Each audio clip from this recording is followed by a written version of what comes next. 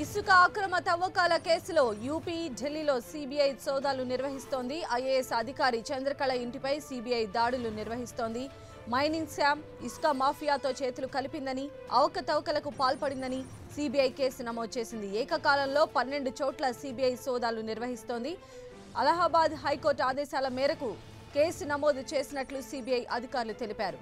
చంద్రకళ స్వస్థలం కరీంనగర్ జిల్లా. నిజాయితీ గల ఐఏఎస్ అధికారిగా వార్తలకెక్కిన చంద్రకళను సోదాల పేరుతో వేధించడాన్ని అధికారులు ఖండించారు. అవినీతికి పాల్పడే నాయకులే ఆమెను టార్గెట్ చేసి కేసులు వేశారని ఆరోపించారు. యూపీ క్యాడర్ అధికారి అయిన ఈమె తెలంగాణ తేజం 2014లో నాసిరకం రోడ్లు వేసిన అధికారులను, కాంట్రాక్టర్లను పబ్లిక్ గా నిలదీసి సంచలనం సృష్టించారు. ఓయూ నుంచి ఎంఏ పట్టా పుచ్చుకున్న చంద్రకళ 2008లో ఐఏఎస్ టాపర్ గా నిలిచారు. దీనికి సంబంధించిన మరింత సమాచారం మా ఢిల్లీ నుంచి గోపికృష్ణ అందిస్తారు.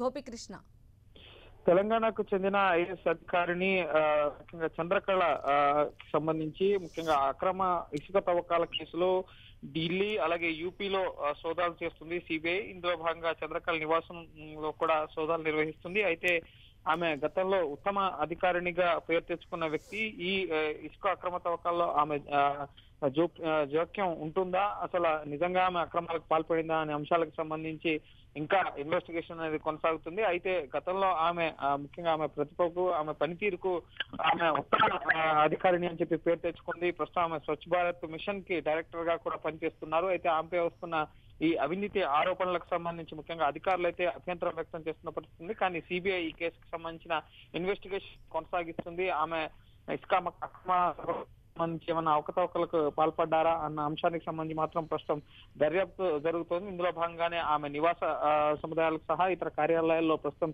సోదాలు నిర్వహిస్తున్నారు. అలాగే ఈ అలహాబాద్ హైకోర్టు తీర్పు మేరకు సిబిఐ సోదాలు నిర్వహిస్తుంది. ఢిల్లీ అలాగే లక్నో సహా వివిధ ప్రాంతాల్లో ఈ సోదాలు అనేవి ప్రస్తుతం కొనసాగుతున్న పరిస్థితి ఉంది. అయితే ఇందులో ముఖ్యంగా చంద్రకళ పాత్ర ఉందా లేదా అన్నది మాత్రం ముఖ్యంగా సిబిఐ సోదాలు ముగిసిన తర్వాత ఇన్వెస్టిగేషన్ లో ఏమైనా ఆధారాలు లభ్యమైతేనే పూర్తి స్థాయిలో ఆమె పాత్ర ఏంటి అనేది తెలబోతోంది. రైట్ గోపికృష్ణ.